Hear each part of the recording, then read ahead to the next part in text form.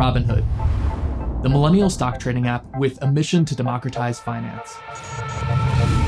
It's been called the Facebook of stock trading, and a big reason for that is its engaging design. Robinhood is simple. Everything is very slick, it's fun. It was the first financial app to actually win this prestigious design award from Apple. But it's that same design that's been raising questions. Massachusetts regulators are accusing Robinhood of what they call aggressive tactics. Using tactics designed by Facebook to lock in users. This extraordinary level of gamification. They make it easier for younger users with quick one-click trading and visual cues that make it feel like a game or gambling. This conduct is reprehensible. Today, we're going deep on Robinhood through the lens of design, speaking with psychology and digital experts to learn how certain visual cues in the app may trigger some users to behave differently. Then we'll zoom out and follow the money to learn how specific user behavior is key to driving massive revenue. Robinhood says they stand for the little guy. They named their company after someone who literally stole from the rich and gave to the poor. The co-founder said that they were inspired by the Occupy Wall Street movement. But while all of that might make for a good marketing message, there's a deeper story, if you know where to look. Let's start here. The mean streets of Times Square. July 29th, 2021, is when Robinhood became a publicly traded company.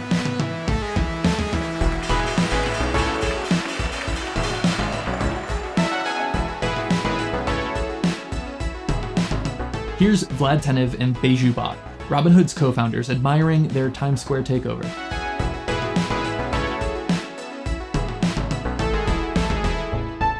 This is the day they joined the exclusive club that they were claiming to disrupt and democratize. But if we look back to the year leading up to this day, it's hard to miss the storm clouds. Like in June 2020, when a 20-year-old Robinhood user died by suicide, as reported by my colleague Hannah Leventova. In a suicide note to his parents, Alex wrote, "I also have no clue what I was doing." Or in January 2021 with the Gamestop fiasco. Their decision to limit trading on certain stocks made a lot of people quite upset. Users feel like Robinhood broke its promise. It was supposed to give power to the people, and when push came to shove, it took power away from them.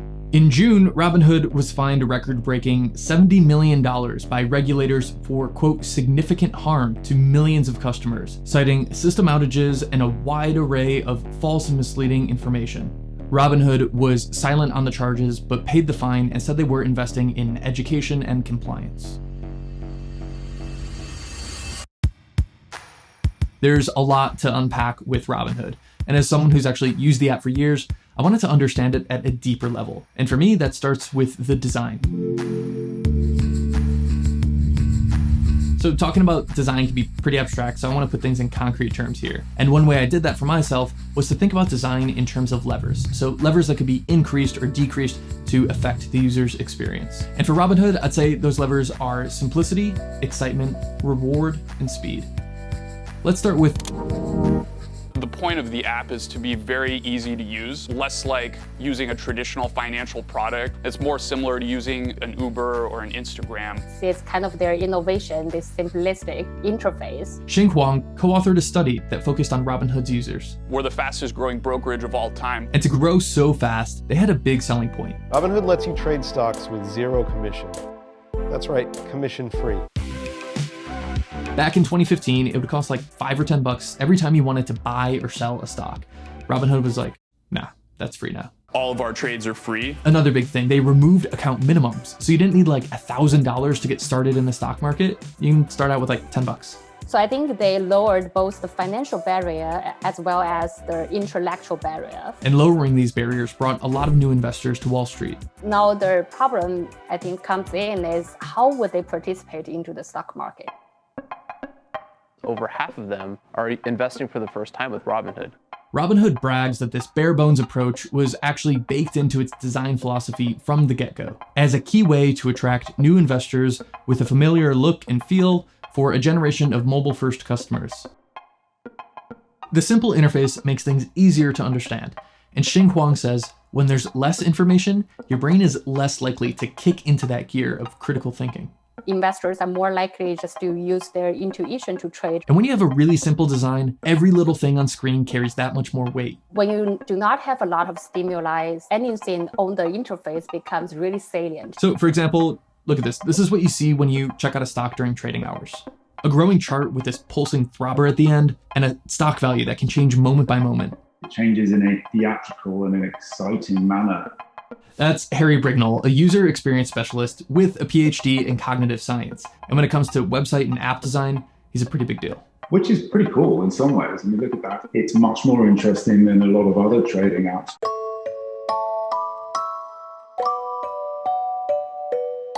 That's because Robinhood was one of the first brokerages to make trading exciting. So when I first went onto the app, I didn't know what to expect, but I was immediately struck by the visuals. Natasha Dow-Scholl studies the intersection of gambling addiction and design. She says these real-time updates can tap into a user's Fomo, that fear of missing out.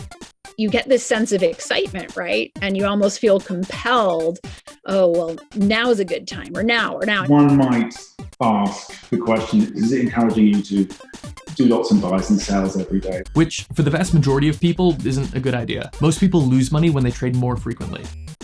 Then there's the confetti. Now, Robinhood removed it earlier this year after backlash, but it was their visual trademark for years. They even made a commercial all about it. It trivializes the impact of the action that the user has just taken. It's a playful, game-like design for something that is incredibly serious, but it certainly is pretty. For its part, Robinhood strongly denies that it gamifies its app. The company told me their design goal was to help new investors see themselves as long-term investors. To trade on their own terms, not to make trading into a game. In spring, Robinhood removed the confetti, along with other design elements that evoked games of chance or gambling, like this design or this scratch-off ticket. They replaced the colorful confetti animation with another colorful animation, explaining in the blog post that the goal is to cheer on customers through the milestones in their financial journeys. Even though users won't see these designs from here on out, they tell us a lot about the company itself, its founding design ethos, and the tactics that they use to fuel their rise and attract millions of users. The confetti has been compared to likes on Facebook or Instagram. These kinds of features can release little hits of dopamine in our brain, that pleasure chemical associated with reward. Speaking of, Robinhood is full of rewards. I mean, it's literally right here every time you open the app. This invitation to invite a friend and get a free stock. From what I can tell, Robinhood was a pioneer here in offering free stock to new users. And to Dow-Scholl, this sounds like the idea of free play in the gambling industry. You can think of the little old ladies being offered a long roll of quarters before they get on the bus to Atlantic City.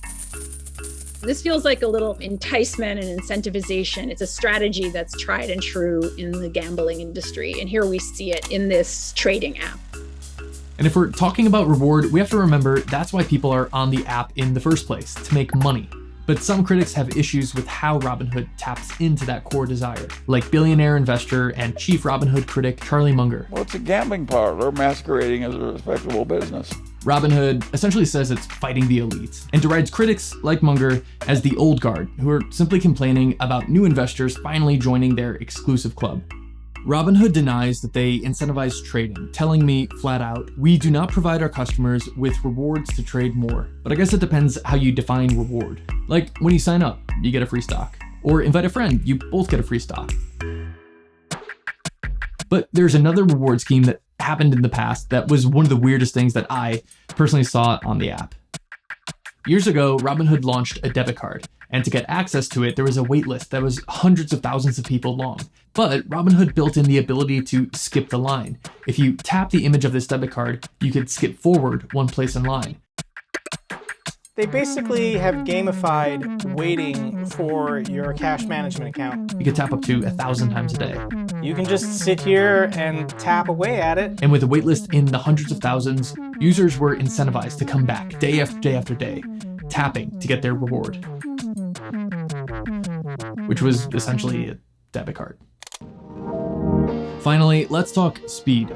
Watch how quick it is to make a trade on Robinhood. In Xing Huang's study, speed is important when it comes to lowering the barriers around decision-making. Because if you think about your daily life, sometimes if you delay your execution, if you just think more, sometimes you will change your opinion. But now, because Robinhood made it very easy, they can immediately execute. And it definitely is fast, from making a trade to loading your account to complicated financial maneuvers. Frictionless is the operative word for app designers. Robinhood itself says its design is all about disruption. To quote, break down the barriers which were designed to keep investing complex, opaque, and elite. Okay, so we have these 4 levers: simplicity, excitement, reward, and speed. And having them turned up has created this app that totally changed how young people invest. But design alone isn't the whole story here. Sure, the app might be built in a way that may encourage more trading, but why? You're not charging anything, so how are you going to make money? How do you make money then? So how do you make money on it? How exactly does Robinhood make money? I called up Hannah Leventova. Hey! Hey, Mark! She investigated Robinhood for Mother Jones earlier this year. Robinhood wraps themselves in this powerful word, free. The base Robinhood app is and always will be free. Free. And that word evokes a key lesson of the digital age. If you're not paying for a product, you probably are the product. So in the case of Robinhood, what does that mean? It's referring to this kind of controversial practice called payment for order flow. They sell your free trades to big Wall Street investing firms. Those firms actually pay Robinhood to execute your trades, and that is how Robinhood makes money. Okay, so it sounds like when there's more trading on the platform, Robinhood makes more money. That's right. And not only that, riskier trades actually drive more revenue to Robinhood.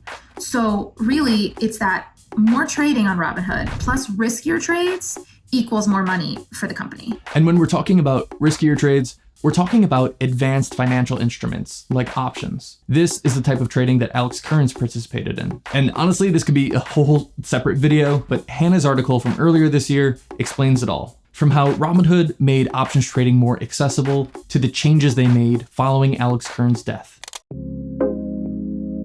For its part, Robinhood says that selling order flow isn't unique to them. Other brokerages do it also. But historically, Robinhood hasn't been upfront with their users about this scheme, and they were punished for it. So back in December 2020, they actually paid a $65 million fine to the SEC for misleading statements around payment for order flow, and also for failing to satisfy their duty to get the best prices for customers. When I asked Robinhood about these SEC findings this past April, they didn't want to talk about it.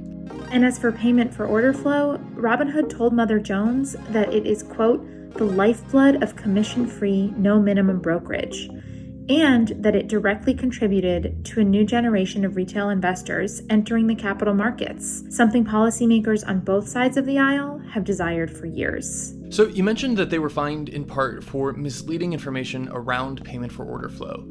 What does that look like? For a long time, Robinhood wasn't upfront about the fact that they got this sort of fee in exchange for your trades, even though payment for order flow is their largest source of revenue. It's where they make the majority of their money, and it has been for almost the entire life of the company. But nowadays, after this SEC case, if you know where to look, Robinhood does quietly admit to the revenue and the profit that they get from selling your trades.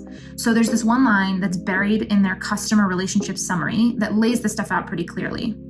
It says, quote, Robinhood earns revenue from your trade activity and therefore has a monetary incentive for you to trade more. Okay, so they're saying it themselves now. They have a monetary incentive for you to trade more. So finance experts have said for years that payment for order flow presents a glaring conflict of interest. And that's why it's actually illegal in several countries. And right now, going into fall 2021, things might really change here. Right now, in late 2021, lawmakers and regulators are circling Robinhood. Hey, well, shares of Robinhood are lower after SEC Chair Gary Gensler says that a full ban of payment for order flow is, quote, on the table. Zero commission does not mean it's free to the retail public. When I asked Robinhood about the potential threat of regulation here, they told me that banning the practice will ultimately cost customers more and resurrect the old barriers of entry to the stock market. The SEC is also taking a hard look at digital engagement practices in trading apps, like behavioral prompts and gamification. That may well be in conflict with your investor returns. And this follows an ongoing complaint in Massachusetts, where regulators are accusing Robinhood of manipulating its users through app design and marketing. And then there's the bill in Congress, the Trading Isn't a Game Act, which calls for a study on the impacts of gamification in trading platforms. And all of that isn't even to mention the headline-grabbing Gamestop debacle from earlier this year, when Robinhood CEO Vlad Tenev was grilled in front of a congressional committee hearing.